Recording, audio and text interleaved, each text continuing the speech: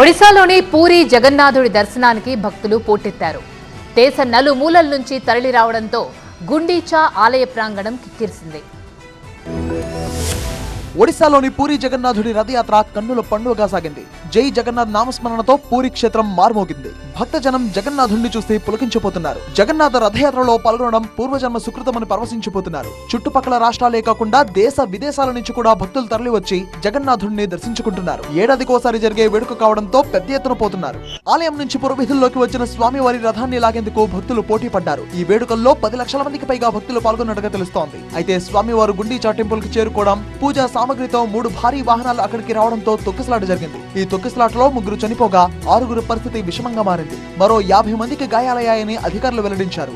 ఇక ఈ విషాదంపై భక్తులు అసహనం వ్యక్తం చేస్తున్నారు. 275 AI కెమెరాలు, డ్రోన్లతో రద్దీ నియంత్రణకు పోలీసులు చేపట్టిన ఏర్పాట్లు ఏమయ్యాయని భక్తులు ఆగ్రహం వ్యక్తం చేస్తున్నారు. పుణ్యక్షేత్రంలో 3 ప్రాణాలు కోల్పోవడం కలిసి వస్తుందంటున్నారు భక్తులు.